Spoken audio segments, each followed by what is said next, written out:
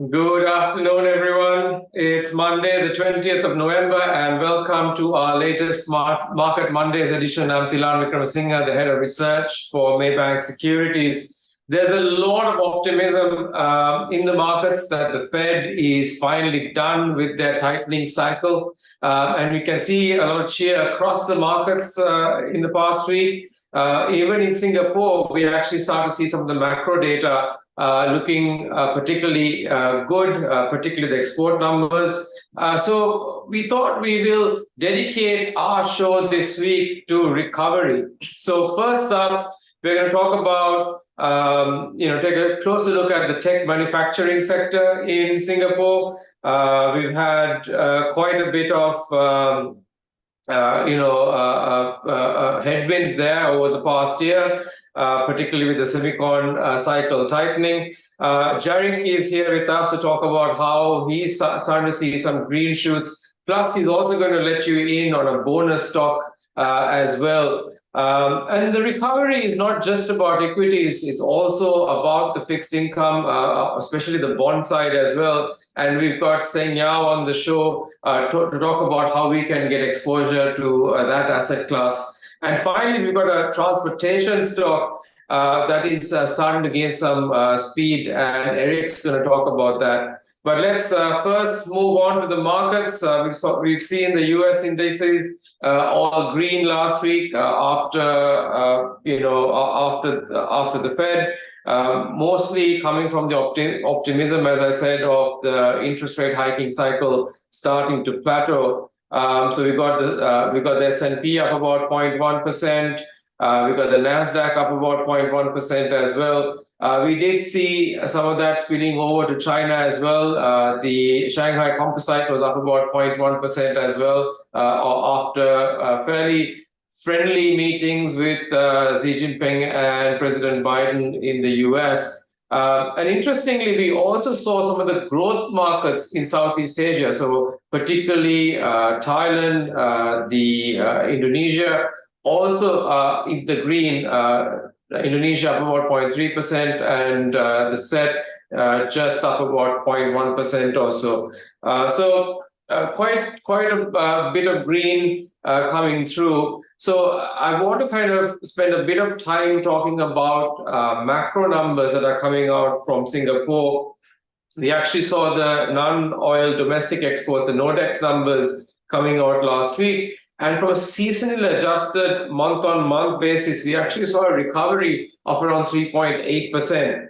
On a year-on-year basis, it's still down, but it actually fell the least since September 2022. So we are starting to see some improvements coming through in terms of the export numbers, especially going into China, into Hong Kong, as well as to the EU.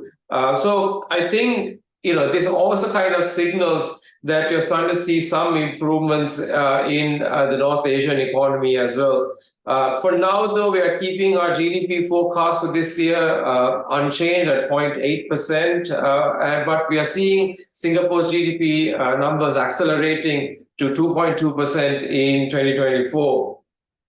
Now that we've seen this sort of improvement in the export numbers, that actually matters a lot to the tech manufacturing sector. And I think this could be seen as some wind in the sail for that sector, which has, as I said, had a pretty tough year with the turning of the semicon cycle. We also have NVIDIA's results coming out on Tuesday, so there might be some potential catalysts also coming through this week for the sector. Now, Jarek's on the line. Welcome to the show, Jarek.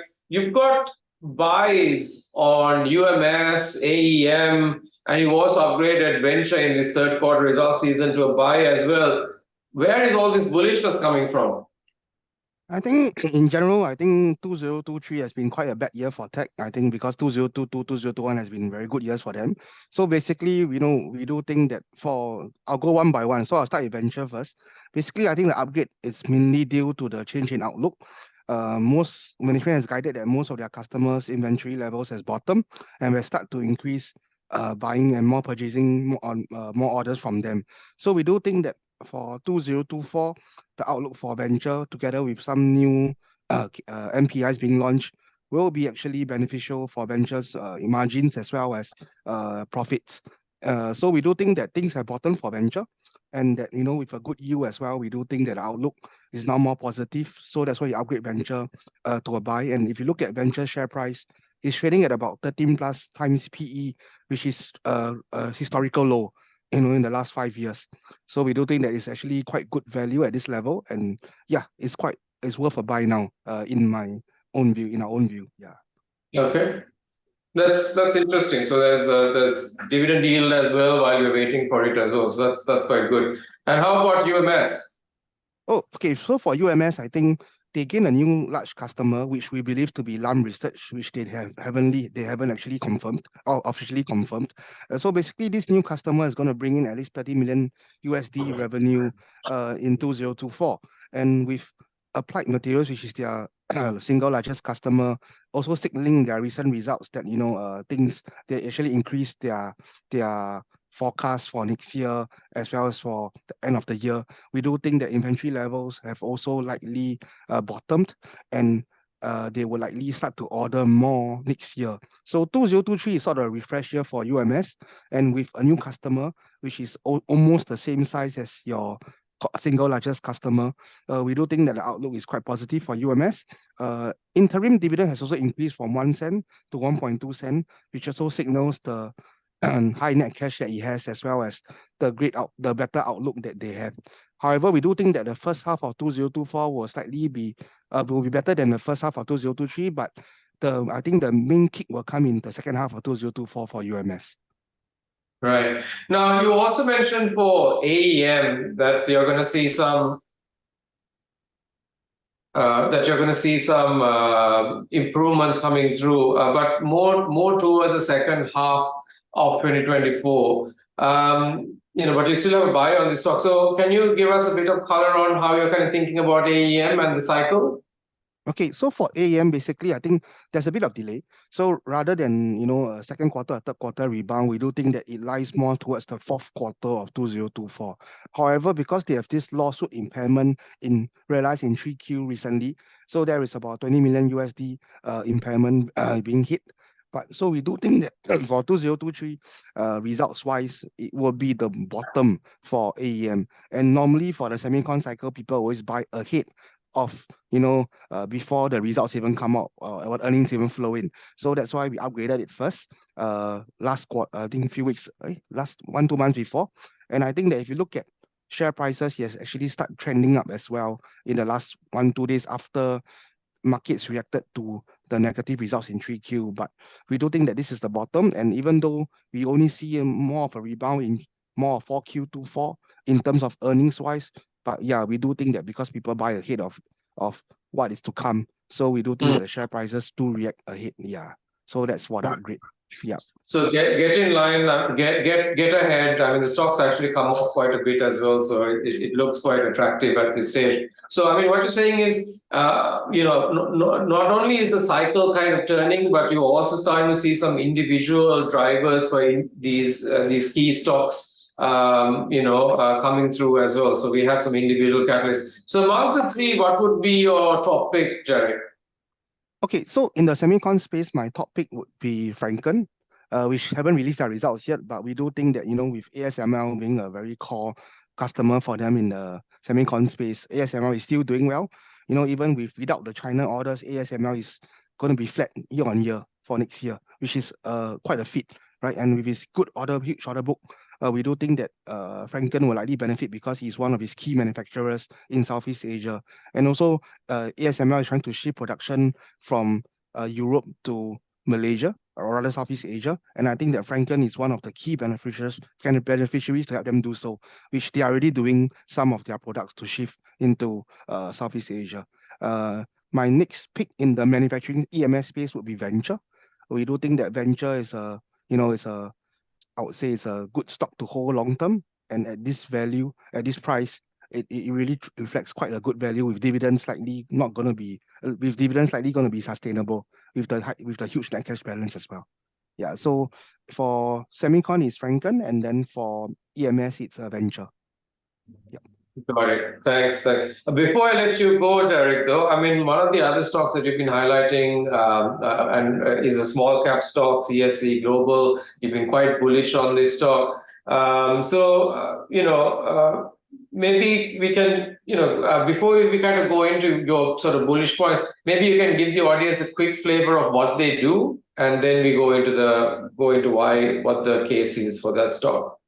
Sure. So basically, CSE Global, they are more of a system integrator. Most of them are all engineers. So what they do is they do three businesses. One is oil and gas, system integration for oil and gas, wireless communications, and also the next big thing or the current big thing would be electrification in the US. So what they do is they do the power solutions for electrification, for infrastructure projects, for water treatment facilities, your data centers, your power distribution centers in the US, mostly for governments and also for MNCs like Tesla and also Amazon Cloud Services. So in the gist of it, this is roughly what they do for CSE's business model. And if I were to go into details on why do I think it's one of my top picks for the small mid cap sector, I think if you look at the US infrastructure budget, it has been increasing the last 1-2 years, and it has to continue to increase, because of the lack of investment since the 1980s. If you look at the US power grid, it's not able to sustain this EV movement, especially, in many states. And for them to actually, encourage more EVs and upgrade and then to allow consumers to actually have more charging stations and so on, you have to upgrade your grid. And which is, I think we have seen quite a lot of news on, Biden approving more infrastructure upgrades, billions and billions being in the budget for going forward as well. So we do see that in CSE's order book. If you look at this year, CSE has obtained close to about 700 million of orders so far, and majority of that is actually from infrastructure projects in the US regarding electrification. And management is actually keen to expand further in the US into other states so that they can get more contracts. And actually, they are on track to win about 1 billion of orders this year, as compared to just 800 million last year, and 600 million in the year before. Yeah, so we do think that the outlook is actually very positive for CSE. Next, also we do see that the most important is where you put your money. Where you put your money is most important. And the CEO, if you look at last week after the results, he has purchased another $1 million worth of shares of his own money. And we all know that normally CEOs, when they buy, they can't really sell because it sends a negative signal. So with this $1 million purchase, before that, 1-2 months ago, he bought more shares as well. We do think that it's actually a very strong conviction, to what we believe in as well. Yeah. Got it. Thanks, Derek, for that. The conviction of CEO always good, and it actually gives us a good segue to what our technical analyst Nick is saying, who's also got CSE Global as one of his top buy ideas. If you can have the technical analysis slides on. You can see that following, one of the key things that he's kind of highlighting with CSE Global is that both RSI and MACD indicators are actually showing quite bullish readings at this stage, and he sees that there is more uptrend for this stock to come through going forward. So he's calling for accumulate on pullback. He's also got some technical analysis on Fraser's Hospitality Trust. This has been a stock that has been doing a bit of a slow burn upwards, and he thinks that this slow burn upwards will continue going forward. And that kind of is starting to gel with our fundamental view as well, given that if you start to see the overall rate cycle starting to stabilize a bit, you should see some interest coming into yield plays like REITs. But an asset class that may see even faster sort of interest as a yield play will actually be the bond space.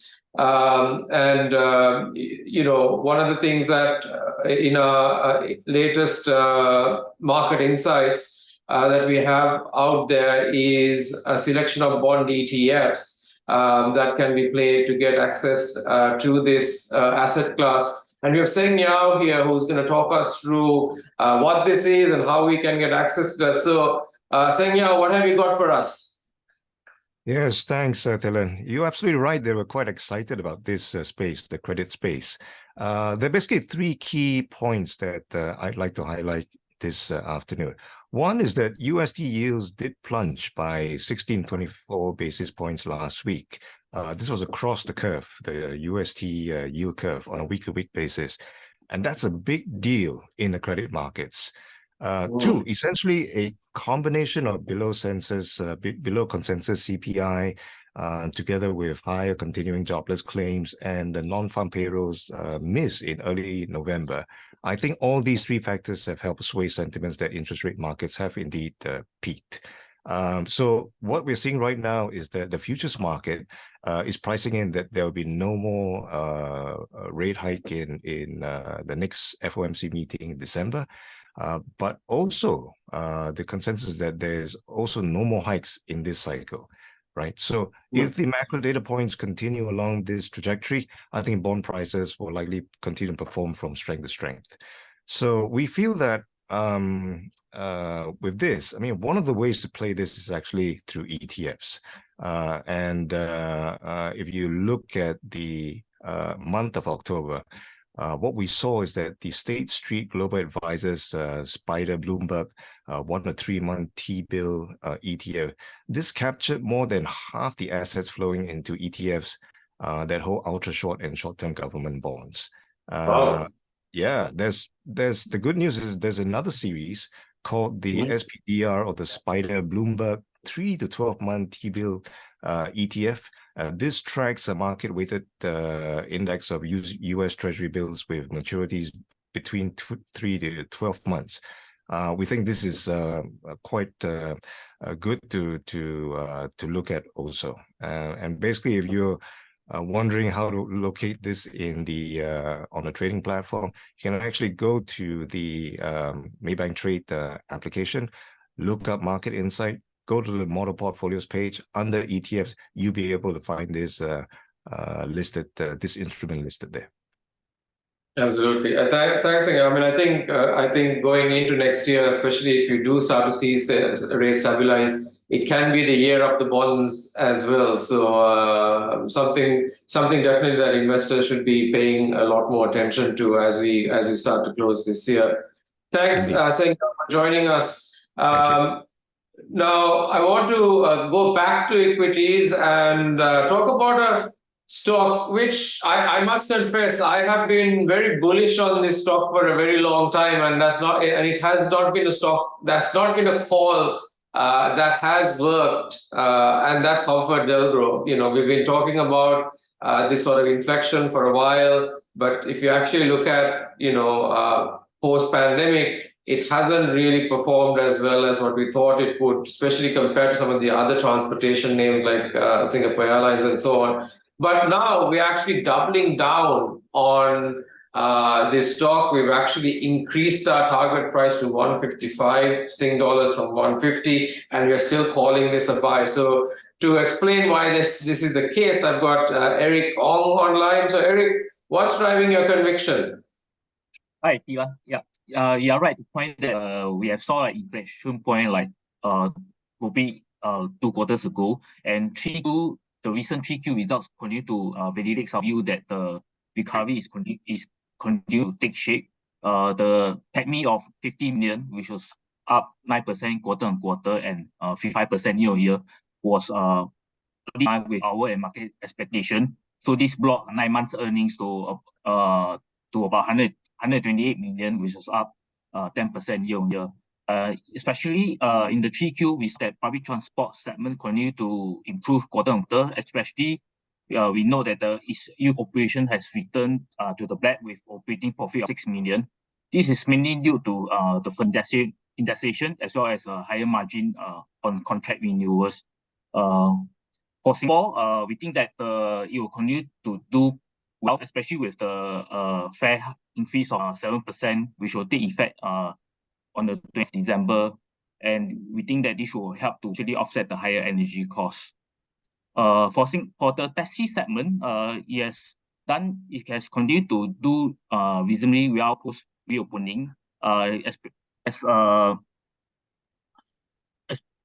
With the introduction of a platform fee on the Zip app from July this year, booking volume has actually remained stable and a bit unchanged from the previous quarter. So demand for taxi ride-hailing trips remains high, although we do acknowledge competition is also rising because other key players like Grab and Cooljet has recently adjusted their action fee structure. So that's one area that we continue to take note. But for now, we still like ComfortDelGro, especially with balance sheet and yield of 5%.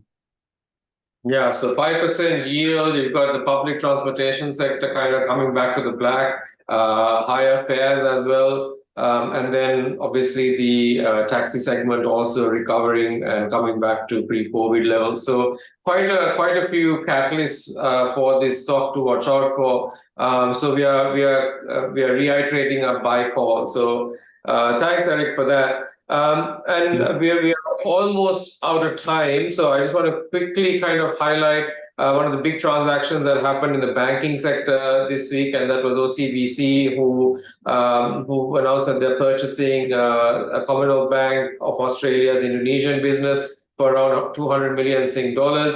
It's not as impactful as what UOB did with the Citibank assets in Southeast Asia or what DBS did with Lakshmi Vilas Bank in India, but it is still, it still kind of signifies how important Indonesia is to OCBC's overall growth strategy. This is something that their new CEO, Helen Wong, has been talking about in terms of expanding in this market. Pricing was fairly reasonable at 0.6 times net tangible assets. It actually came a bit lower than what the street was expecting. So that kind of shows that the bank is kind of well geared not to overpay for assets. But I think it does continue to signify the growth potential of the Indonesian market.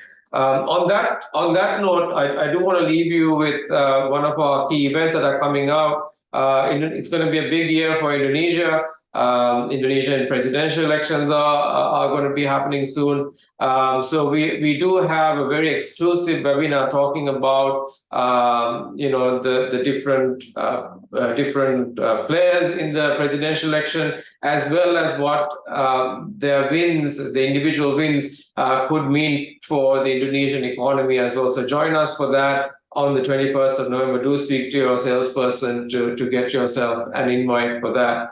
Unfortunately, thanks for the questions today, but we don't have time to take any of them. We've run out of time, but thank you very much for joining us this week. Please join us again next week and have a profitable trading week. Thank you.